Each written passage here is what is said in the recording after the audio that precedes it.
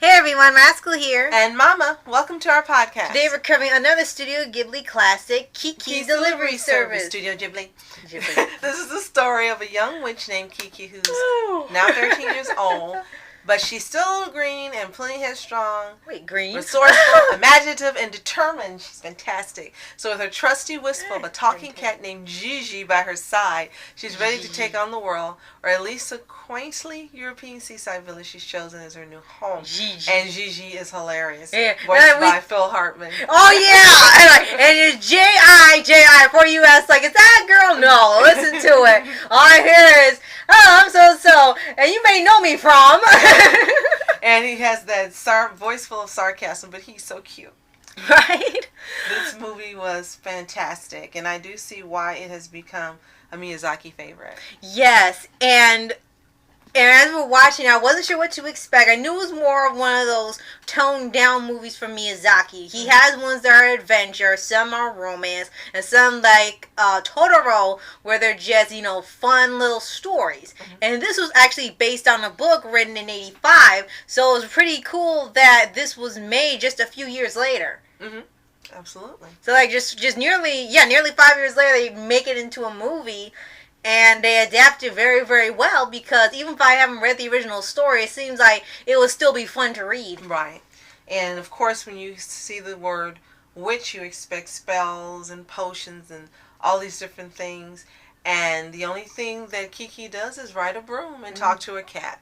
Yeah, that's surprisingly She's like a toned down Sabrina. Right. And the most they do, I think they do, like, I don't know if it's alchemy or chemistry in the background with her mom. Right. That's about it. It really doesn't get into, like you said, the witch lore or the spells and the evil villains or something like they would do now, because now they really want to get into witch lore when it comes to talking about them in a series. So this is really adorable, and we learned by watching the special features that one of the men that worked with Miyazaki has a daughter, her age, and he based the character on his daughter. Right. So and it was really fun. I mean, of course, we love seeing the bonus features when we got the DVD. So learning all this information about the movie and the inspiration for the settings, like you said, the characters, the designs and stuff.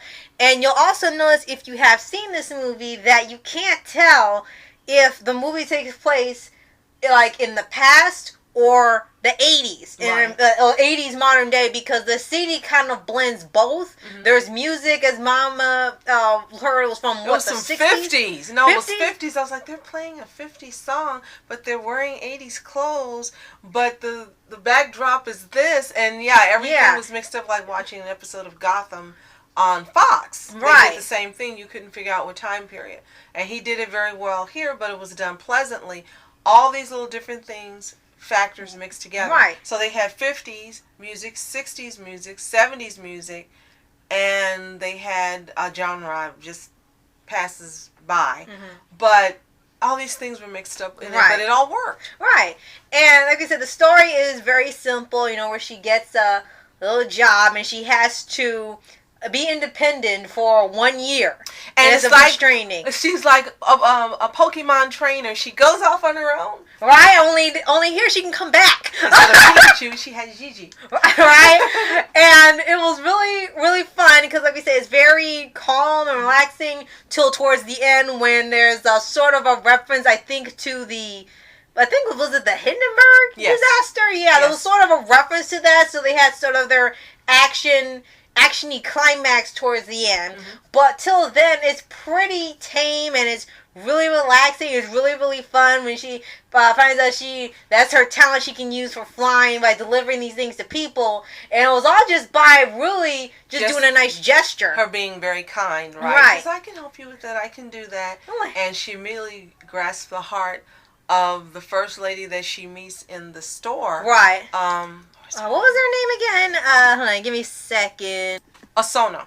Okay, that was her name. Yeah, Asona. And she captured her heart, so she allowed her to stay in the upstairs attic that's furnished, live there, and have her kitty, and she can get her own groceries and things. And then as long as she would watch the shop when she needed, she could make deliveries and earn money. It was just a sweet setup for this 13-year-old.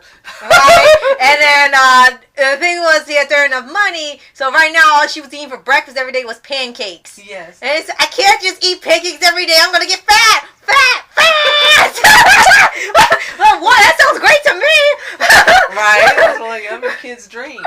And then as soon as she gets there, she runs into this young boy, or I guess a 13-year-old who fell for her as well. Yeah. What's his name? Tombo? Yes. Tombo. Okay. I'm like, what kind of name? Voiced by Matthew Lawrence. Yeah, and I was like, what? And Tomboy was like, oh, not Tomboy, Tombo. Tombo was like, oh, she's a witch. I'm sorry, I didn't mean to offend you. Would you come here? We're going to do this. I'll come pick you up. Come go for a ride with me. And he didn't quit. He just kept trying. And yeah, she still had a little attitude with him at first, but it wasn't like what it is now, where it's sort of just like a really not so great attitude, really unlikable. It's just that she really, it was just like, don't talk to strangers sort of way, and you don't know him, you never know. And once she got used to him, saw he was a great kid, then she started talking to him, had fun with him, and they had lots of great scenes. And she didn't even want to see him for a while at the shop. And then when it said you have to make delivery to this kid,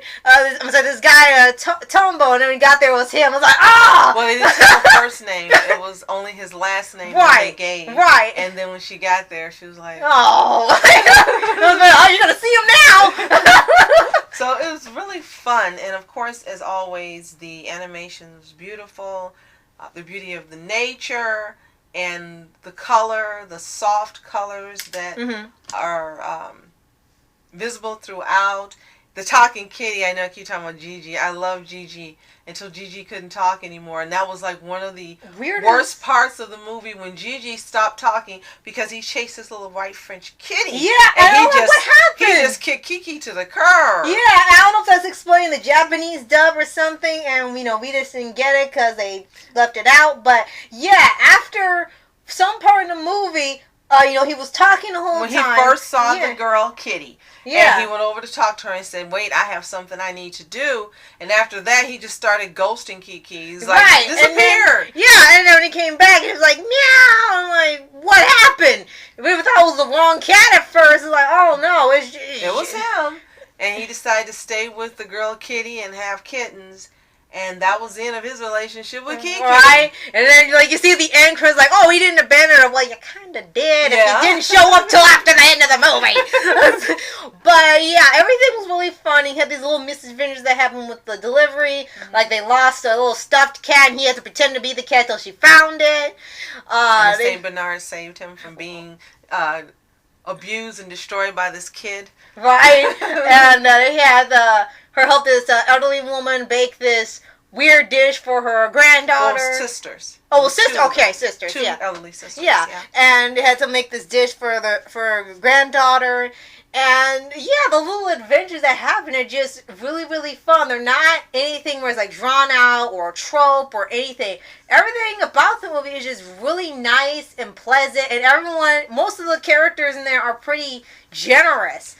Like the woman was gonna go all the way down the street and stuff to give the baby back the pacifier that she accidentally left behind. I'm like, wow, don't do that here. Like, oh well, it's mine now. And for me, we were watching it, and you lost track of time. And it kept going on and on, like you said, but it wasn't like it was dragging on. You were happy.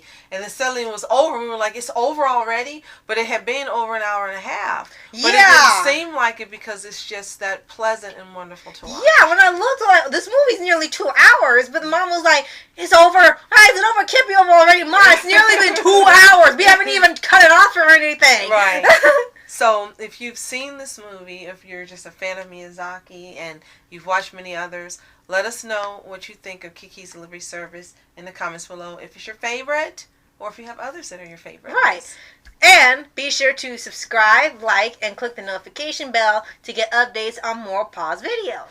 And if you are looking for Ponyo, we will be re-recording it because we had to take Ponyo was taken down by request. So we will be doing another Ponyo podcast sometime in the future. We really want to cover as many Miyazaki films as possible. Yes. So, thank you so much for watching. I'm Ask Entertainment. And I'm Mom Entertainment. Have a toontastic day. Peace. And reporters sitting flashing lights. Trying to walk around, man, who the hell are you? What you wanna do? Well, man, it's on you. Man, it's on you. With her in my dreams, she was my queen. A castle in the mountaintops, rivers and streams. Plucking sunlight from the sky in my pocket. Give it to